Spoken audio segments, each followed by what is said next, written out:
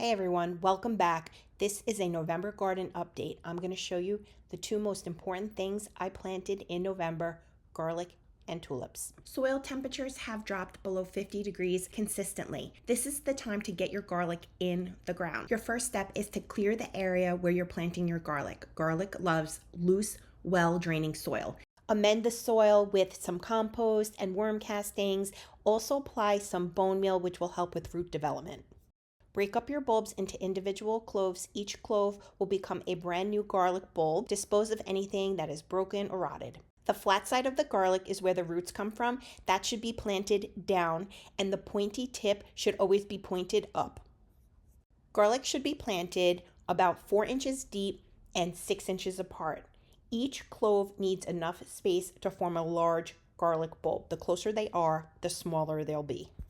Water your garlic in well. This will help them to establish and start rooting in the soil. Garlic will be ready to harvest in early to mid-summer, depending on your region.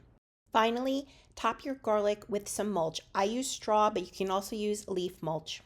You could plant tulips in a pot or you could put them in the ground. I've chosen this site at the base of a tree. I've enriched the soil with worm castings, compost, and bone meal. This will just help feed the tulips over winter.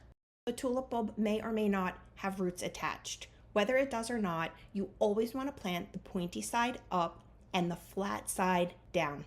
Tulips should be planted 6 inches deep and 4 inches apart. Tulips will multiply underground, so you want to make sure you're giving them enough space. Create a display based on color and height, and then top them with soil. I highly recommend covering them with some type of a barrier that you can lift in spring, because if you have squirrels in your area, they will dig up your soil and eat all of your tulip bulbs. I also performed soil testing, an important step in making sure next season's soil is healthy. I transplanted perennials from one area of my garden to another. Fall is always the best time to do that so that they have time to form roots before winter.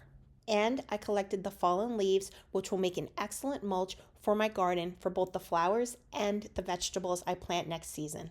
Like and subscribe for more weekly garden tips, including how I fix my alkaline soil for next season, growing microgreens, and orchid care.